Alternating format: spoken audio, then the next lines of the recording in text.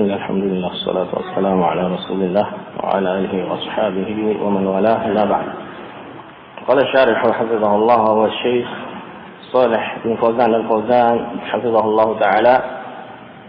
Qala Hudzaifah, berkata Hudzaifah, beliau kembali melanjutkan penjelasan atau syarah dari hadis Hudzaifah. Berkata Hudzaifah kepada Nabi alaihi salatu wassalam, fa illam yakun lahum jama'atun wala imamun madza af'alu. Jika mereka kaum muslimin tidak memiliki jamaah, tidak pula imam, pemimpin, penguasa yang mengatur urusan mereka, madza af'alu, apa yang aku lakukan? Hudzaifah meminta bimbingan kepada Nabi alaihi salatu wassalam, meminta makhraj, jalan keluar jika tidak didapati jamaah dan imam. Ila aina alja'u, aina anhabu, kemana aku berlindung? Ila aina anhabu, kemana aku pergi? Ini pertanyaannya. Nabi alaihi salatu wassalam menjawab, qala fa'tazil tilkal firaqa fa'tazil tilkal firaqa kullaha, tinggalkanlah kelompok-kelompok itu seluruhnya. Nah, Nabi alaihi salatu wassalam memerintahkan, dan ini sekaligus bimbingan kepada Hudzaifah jika mendapati dengan demikian, yaitu untuk melakukan uzlah, meninggalkan seluruh kelompok-kelompok sesat, semuanya tanpa terkecuali, yang menyelisihi al-haq, menyelisihi al-kitab wa sunnah. Makna kalam Nabi sallallahu alaihi wasallam ini, qala Syekh, la tadkhulu ma'a hadhihi al-firaq, jangan engkau masuk bersama kelompok-kelompok ini, jangan masuk di dalamnya, jangan bergabung bersama mereka. Wa ma'a hadhihi al-jama'ati ad-dallati, jangan bergabung bersama al-jama'at, kelompok-kelompok yang sesat ini. Larangan dari Nabi alaihi salatu wassalam untuk bergabung, musyarakah wa ta'awun bersama mereka, al-jama'at ad-dallah, kelompok-kelompok sesat. La tankhadi'u biha, nah, la tankhadi' biha, jangan engkau tertipu dengannya. Jangan tertipu dengan slogan-slogan mereka. Ya, jamaat-jamaat yang ada, kelompok-kelompok yang ada, semuanya memiliki slogan, mari kita kembali kepada Al-Quran, mari kita kembali kepada As-Sunnah. Ini slogan mereka. Jangan tertipu, lihat hakikatnya. Jangan tertipu dengan penamaan-penamaan mereka. Al-asma la tughayyirul haqa'iq, jangan sampai kalian tertipu, ya, tidak memperhatikan hakikat dari jamaah-jamaah itu, hanya memperhatikan namanya ataukah slogannya. Jangan sampai, jangan tertipu. Ibqi wahdaka, hendaknya engkau tetap sendiri. Jika demikian keadaannya, tidak ada lagi jamaah, ya, Ahlussunnah wal Jamaah di atas al-haq. Wa tamassak bi kitabi rabbika wa sunnati nabiyyik, dan hendaknya engkau tetap berpegang teguh dengan Al-Quran, kitab rabbik, kitab Rabbmu yaitu Al-Quran, wa sunnati nabiyyik, dan sunnah nabimu, sunnah Rasul alaihi salatu wassalam.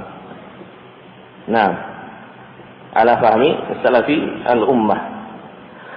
Walau annaka wahdaka, walaupun engkau bersendirian, hanya sendiri saja, tidak ada yang bersama kamu menjalankan, mengamalkan Al-Quran dan Sunnah.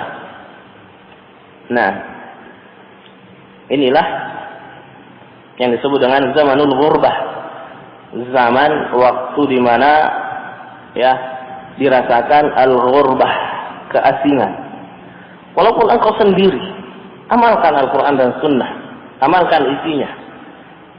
Nah, i'tazil tilkal firaqa kullaha. Tinggalkan seluruh kelompok-kelompok itu. Walau an ta'udda ala asli syajaratin. Walaupun kata Nabi alaihi salatu wassalam, engkau harus menggigit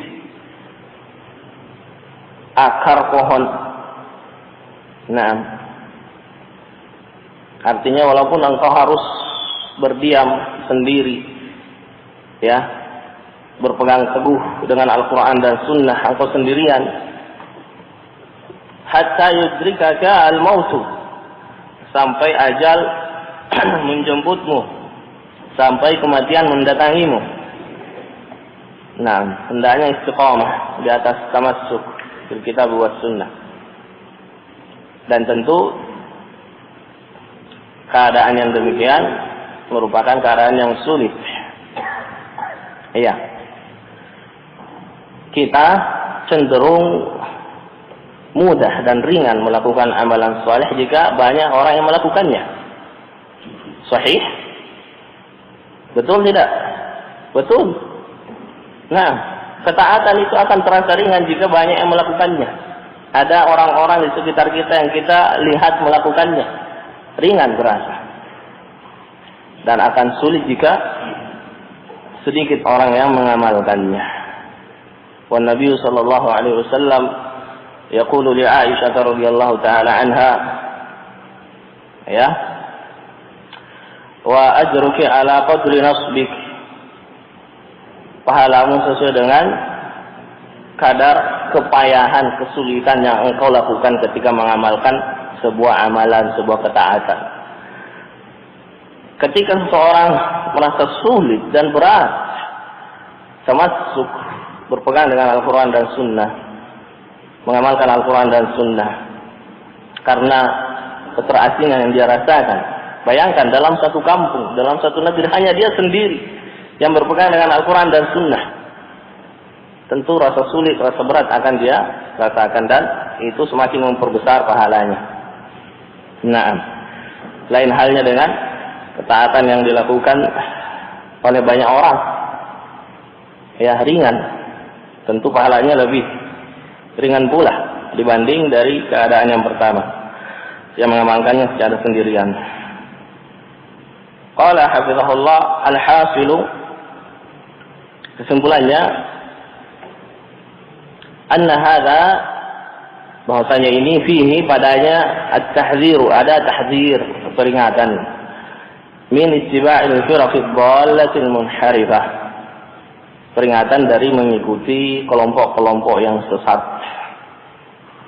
kelompok-kelompok yang menyimpang, sesat dan menyimpang dari jalan yang lurus. Nah, dari al-haq, dari bimbingan Al-Quran dan As-Sunnah, dari pemahaman salafu hadhil ummah, peringatan supaya tidak mengikuti mereka.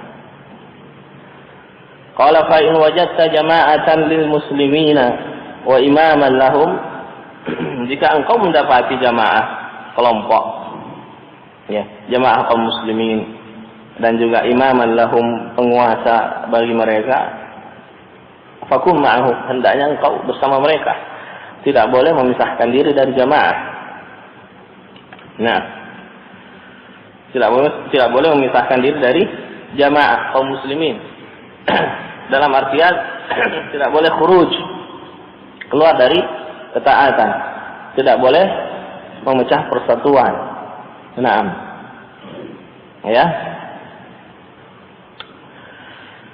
Karena ada ancamannya dari Nabi alaihi salatu wassalam.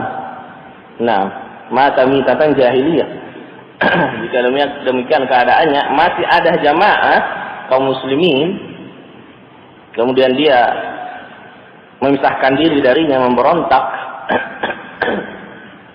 maka ketika dia meninggal di atas manhaj itu, kata Nabi alaihi salatu wassalam, dia meninggal seperti matinya orang jahiliyah.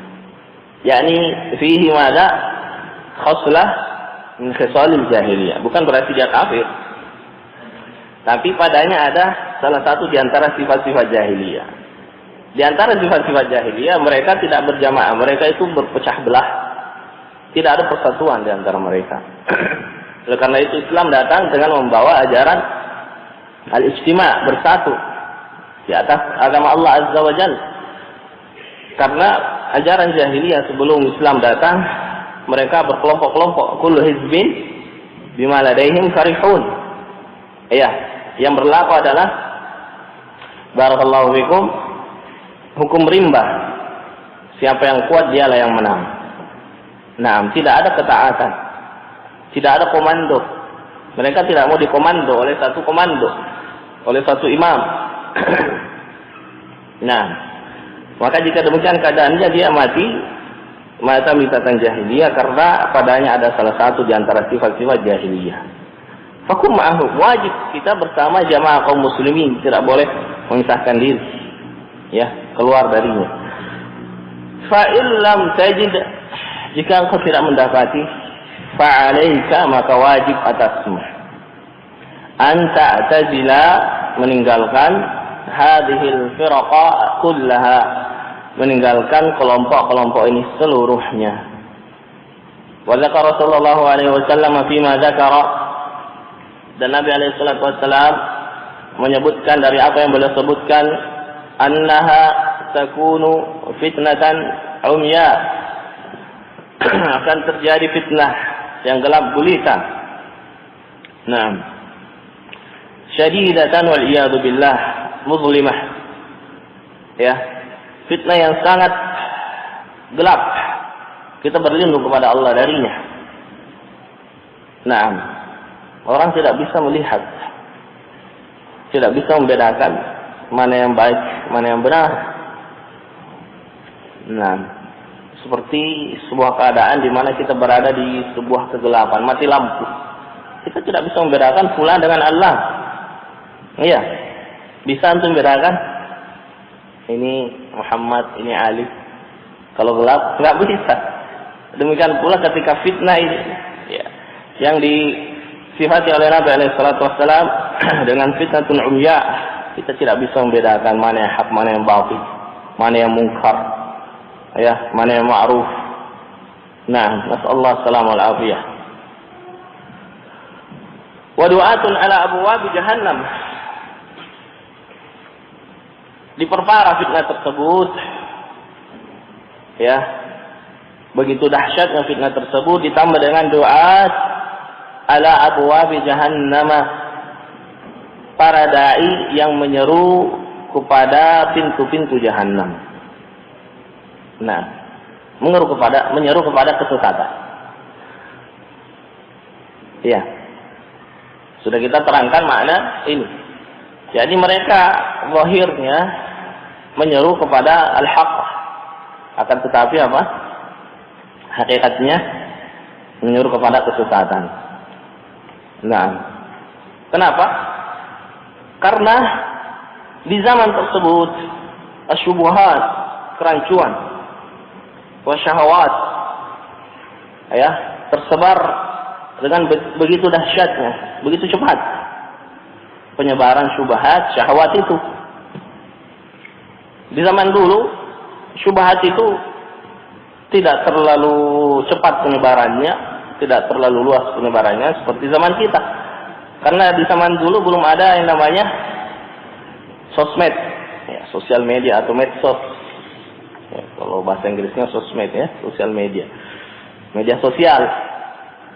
Nah, ya, orang yang di Sulawesi tidak bisa kena syubhat dari Jawa zaman dulu, kecuali jika orang yang dari Jawa datang ke Sulawesi. Sekarang, ya, orangnya tinggal di Jawa, kita bisa kena syubhatnya.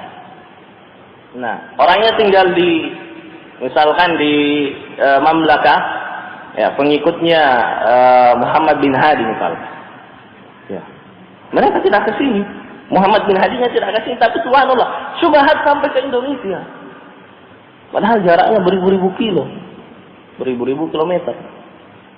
Bagaimana tidak dahsyat? Bagaimana, ya, kita tidak berada dalam sebuah kegelapan, tidak bisa membedakan al-haq dan al-batil. Nah, cepatnya, luasnya penyebaran syubhat itu karena medianya yang ada. Baik. Nah, man ata'ahum qadafuhu fiha, barang siapa yang mentaati mereka, para doa tersebut, maka doa itu akan melemparkan mereka, orang yang mentaatinya, ke dalam fiha, bermirha kembali kepada jahannam. Ya.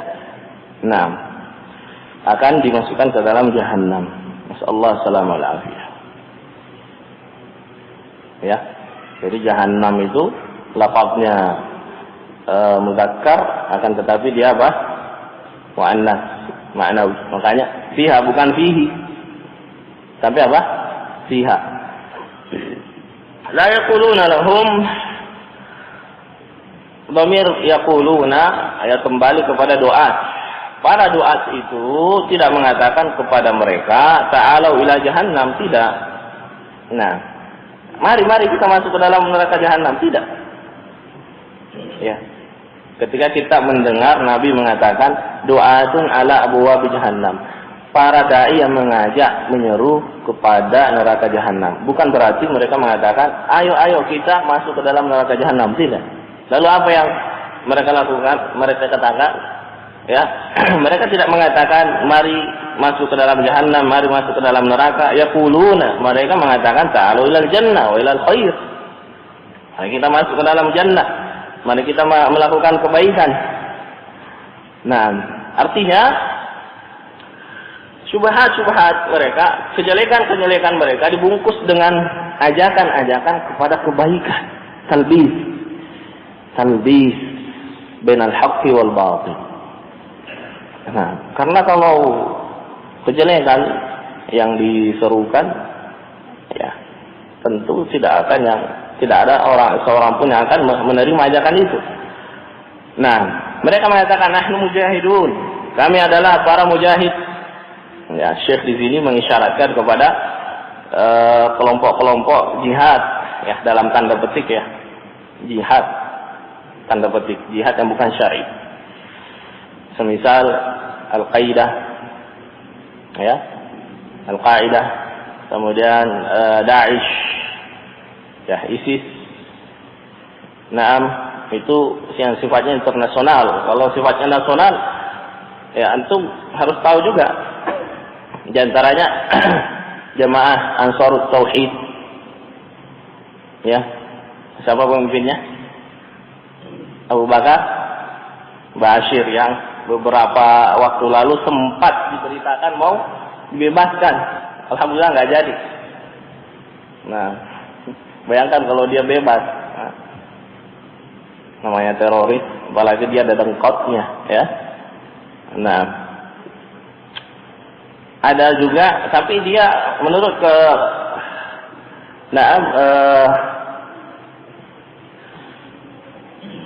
Jenderal Polisi, ya, Pak Tito, kelompok Abu Bakar Bashir ini akhir-akhir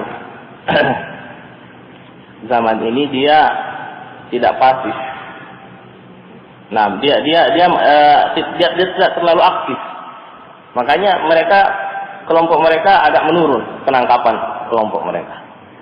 Yang naik di zaman-zaman terakhir ini Jamaah Ansarud Daulah. Nah, Jamaah Ansarud Daulah kiblatnya ke ISIS. Ya, pecahan atau cabang dari ISIS yang ada di Syam. Nah, yang diketuai oleh Aman Abdurrahman yang sudah divonis mati. Baik, mereka mengatakan nahnu mujahidun. Ya, kami ini berjihad. Nah, tidak mengatakan mari kita masuk ke dalam jahannam, tidak. Tidak mengajak manusia kepada neraka. Terus apa yang diajak? Mereka mengajak kepada apa? Kalau kamu nanti bom bunuh diri, ya, kamu nanti jadi pengantin, ya, calon pengantin, ya, bidadari yang antum akan dapat. Jadi istilah mereka calon pengantin, ya, calon bom bunuh diri, calon pengantin. Nah, apalagi syabab, ya, syabab dijanjikan pengantin, nanti calonnya bidadari. Gimana gak tergiur, ya kan? Kemudian diselipkanlah ayat hadis. Nah, sudah. Ya. Terbawa syubhatnya. Nauzubillah, nahnu nad'u ila Allah. Mereka mengatakan kami mengajak kepada Allah, lakinnahum fil waqi' du'atun ila jahannam. Akan tetapi hakikatnya hakikatnya mereka mengajak kepada jahannam. Man ata'ahum qadhafuhu fiha, barang siapa yang mentaati mereka, maka mereka akan melemparkannya ke dalam jahannam. Nauzubillah min dzalik. Nah, baik, mungkin kita cukupkan dulu sampai di sini, ya. Saya biar masih tersisa beberapa penjelasan, insyaallah kita selesaikan pada pertemuan selanjutnya. Masih hadis Hudzaifah. Fadhalu barakallahu.